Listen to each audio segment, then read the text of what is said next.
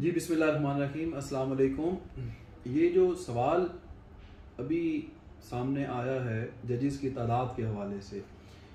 आइन से मुतल्लिका बहुत सारी चीज़ें ऐसी हैं, बल्कि ज़्यादा तादाद ऐसी चीज़ों की है कि जो बड़ी साफ़ और वाज़ेह अल्फाज में आइन में मौजूद हैं और उनके ऊपर कोई भी एक ट्रिकी या उसकी इंटरप्रिटेशनल किस्म की डिस्कशन जो है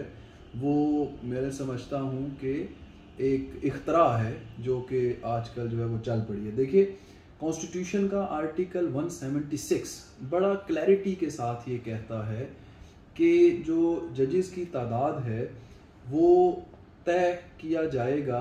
एक्ट ऑफ मजलिस शूरा या पार्लियामेंट के ज़रिए। मीन के एक स्टैच्यूट होगा और वो स्टैच्यूट जो है वो पार्लियामेंट बनाएगी और पार्लियामेंट उसमें तादाद को तय करेगी, और जब तक वो नहीं होता तब तक प्रेसिडेंट जो है वो इस तादाद को तय करेंगे। तो ये जो एक्ट था ये 1996 या 7 में, if I am not wrong, number of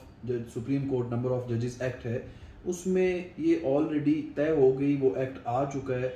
और उसके अंदर ये जजेस की तादाद जब बढ़ा के 17 की गई थी तो उसके तहत बढ़ाई गई थी। तो अब भी वहाँ पे जहाँ पे भी 17 लिखा हुआ है उसको अगर मजलिस शूरा या पार्लियामेंट जिस तरह एक आम कानून को, लॉ को अमेंड किया जाता है, इस तरह वो अमेंड करेंगी, तो इसका जो इम्पैक्ट है वो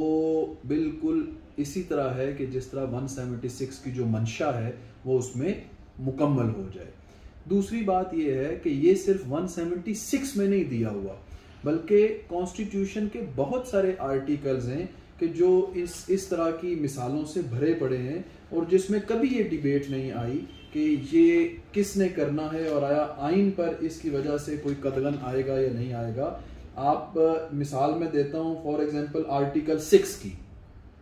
आर्टिकल 6 के अंदर उसका जो 6(3) है वो बड़ा कैटेगरिकली ये कहता है कि जो मजलिस शूरा है या पार्लियामेंट है वो लॉ के जरिए प्रोवाइड करेगी पनिशमेंट आर्टिकल 6 की, हाई ट्रीजन की। तो हम सब जानते हैं कि उसके बाद पार्लियामेंट की तरफ से कानून आया और फिर उसमें ये पनिशमेंट प्रोवाइड की गई। तो बहुत सारे आर्टिकल्स हैं कॉन्स्टिट्यूशन के जो ये प्रोवाइड करते हैं कि ये एक्ट के जरिए तय किया जाएगा और बाद में एक्ट आता है। तो नंबर ऑफ जजेस, सुप्रीम कोर्ट के जजेस में भी यही बात कही गई है, तो उस एक्ट के जरिए इसको हैंडल किया जाएगा, उस पर कॉन्स्टिट्यूशन के अमेंडमेंट की जरूरत नहीं।